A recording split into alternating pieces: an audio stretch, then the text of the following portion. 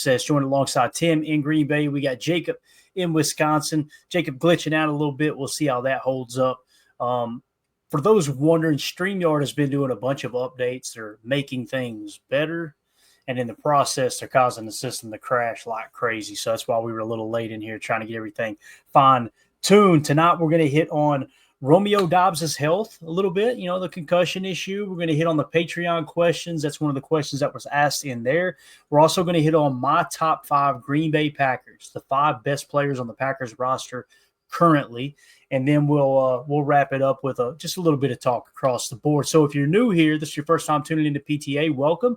Appreciate you tuning in to us. If you would, hit that like button, hit subscribe. If you're looking for daily Packers content, we're not experts here. We're not insiders. We don't claim to be. We're just fans just like you in here talking Packers, breaking down tape, doing post-game shows, pre-game shows, breaking news, training camp coverage, everything that you're looking for in Packer coverage. So we appreciate y'all being a part of the show. Again, just hit that sub here on the channel. As Andy Monday says, yes, 16 days until camp. Get ready to go. I'm fired up, sir. Absolutely fired up about training camp this year, and it's going to be a blast.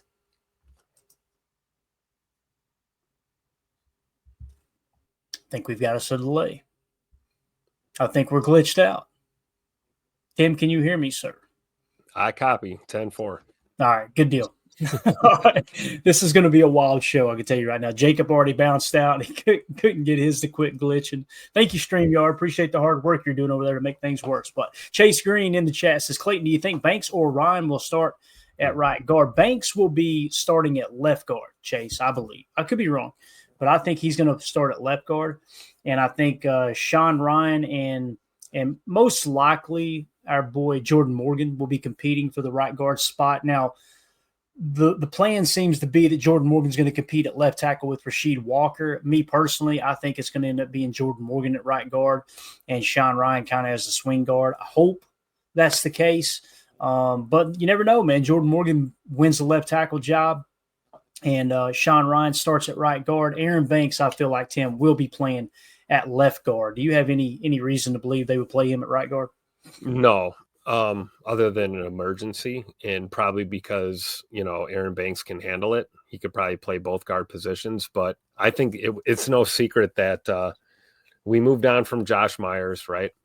And we made it pretty much public that Big E was going to go to center, and then we grabbed Aaron Banks. So I think Aaron Banks is replacing Elton Jenkins at left guard, and I think the right guard spot is open between Jordan Morgan and Sean Ryan to compete for that. Now, if something changes with left tackle, it might make that decision that much easier. But I think Aaron Banks is your left guard to start the season for sure.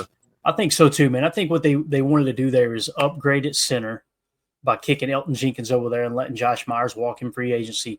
And then you go and sign Aaron Banks, which I don't know if he's quite on the level of Elton Jenkins when Elton Jenkins is at his best, but the money would suggest they're expecting big things out of Aaron Banks. So excited to see what he does. Appreciate the question there, Chase. Let's go to the Patreon group here, Tim.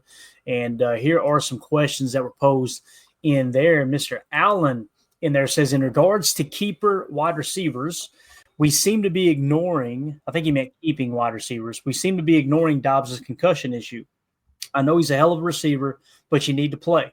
What I read with his history, it is unlikely he will be around. Also, Hobbs also has missed a lot of games.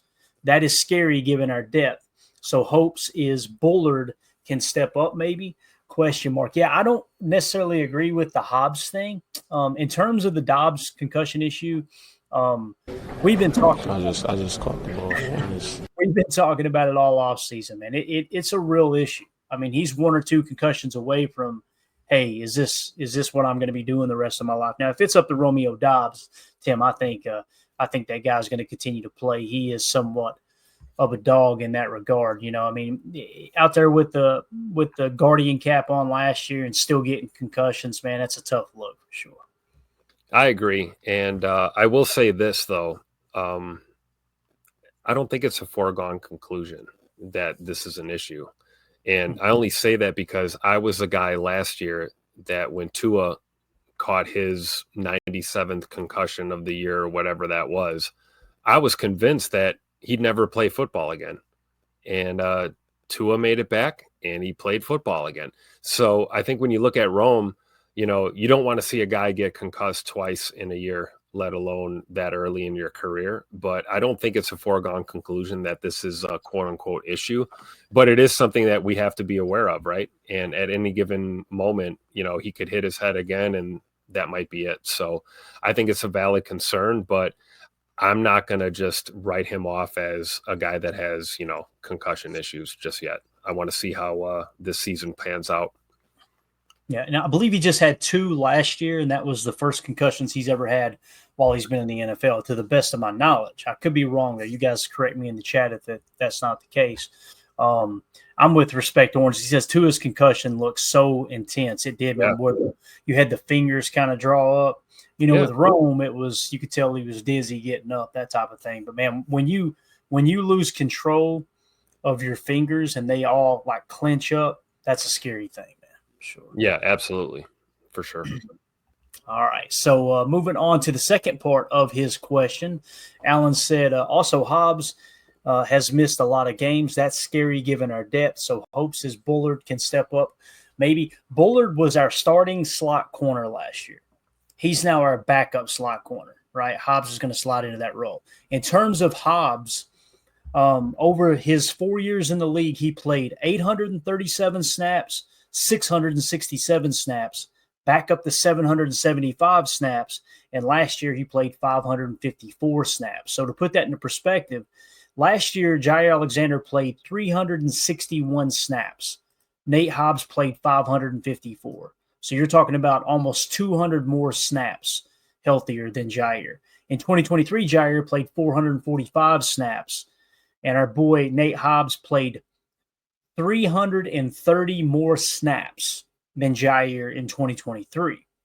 So, and then if you go back to 2021, which was 4 years back, Nate Hobbs' first year in the league, Jair only played 219 snaps that season. Nate Hobbs played 837. So I don't see Nate Hobbs as an issue there in terms of, him not being available. Now, he plays physical, and we know, man, we love those physical corners until they get hurt, right? And once they get hurt, then you start to kind of second guess, all right, should they be lowering the shoulder like that, right? I'm not going to lie. I'm very excited about what Carrington Valentine put on tape last year, but I'm also a little concerned with how physical he is in the running game. I'm coming off of saying, man, Jair doesn't want to tackle anybody all of a sudden, right? And I'm pissed off about it. And then I see Carrington throwing his body around. I'm like, slow down, young guy. Let's don't get hurt, right? So what's the happy medium? Just wrap up, right? Maybe shoot your shot and just wrap up and make a solid tackle. Don't worry about lowering the boom like an edge rusher or a linebacker. Maybe that's what you tell your guys, but at the end of the day, you got to love a dude that's willing to stick his head in there and just make a play, right? Yeah, for sure. All right, we got Jacob back in here. Jacob, you can hear me okay, right, bro? I can hear you at the moment, but it's showing a low signal. So if I chop up, just let me know. Gotcha. All right, let's give it a shot here, man. We'll see if it'll hold tight here, man. Jacob's so frustrated, he's ready to punch the screen.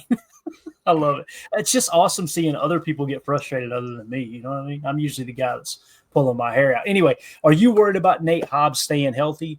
As Alan mentions here, or do you think it's not going to be an issue, man?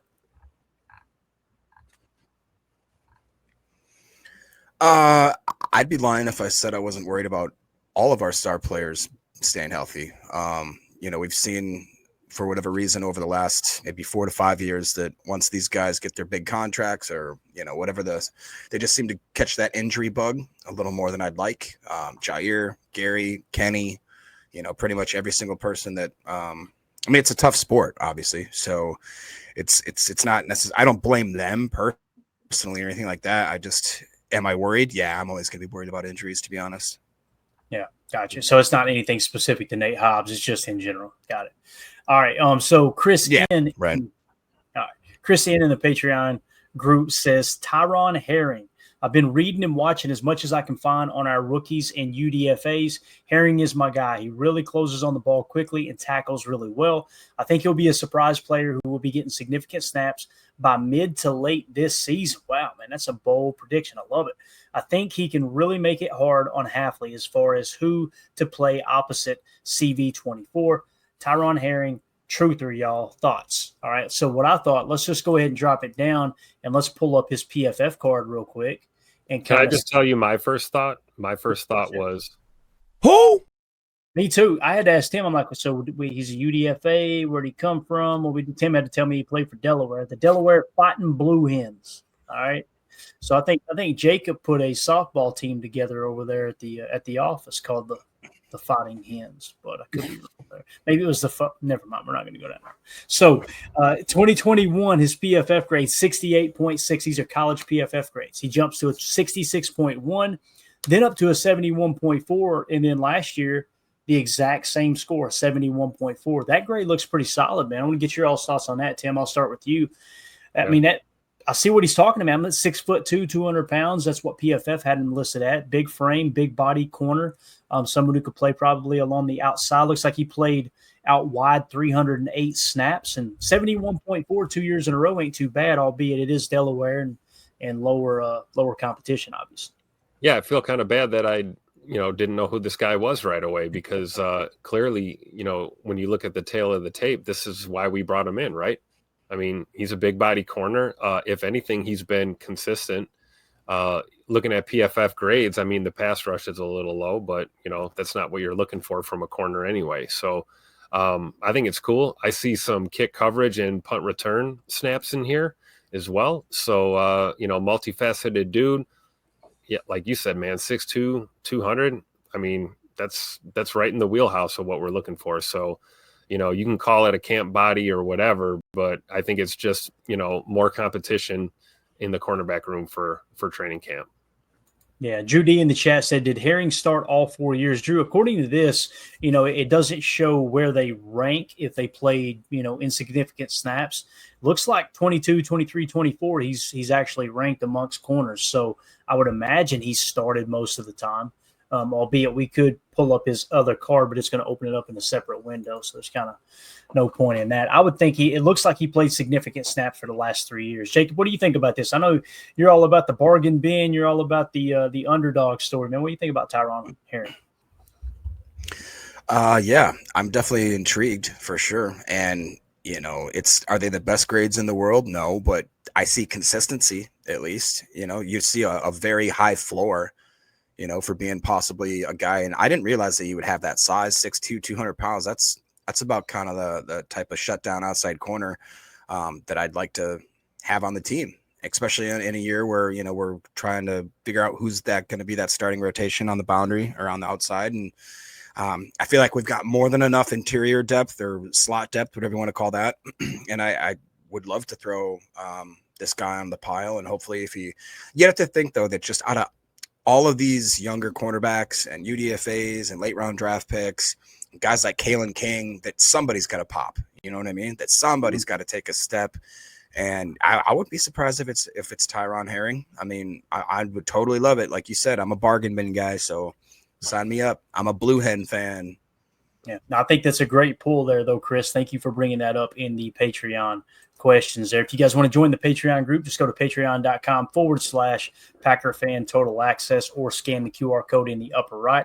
That's where you get access to the questions for the show and also entered into the giveaways, all the other extra stuff that we do here. Just a way for us to give back to those who are supporting the channel. Let's jump into the topic tonight, guys. The main topic here, and that is the top 5 Packers on the Green Bay Packers roster in 2025. Okay, so everybody in the chat, if you would, don't have to say why, but list them in order. Who are your top 5 Green Bay Packers on the roster right now? Okay, it's not who's going to have the best year this year. It's not who had the best year last year. It's simply who are the best football players on the Green Bay Packers roster in 2025 going into this season. I want to know your all's list.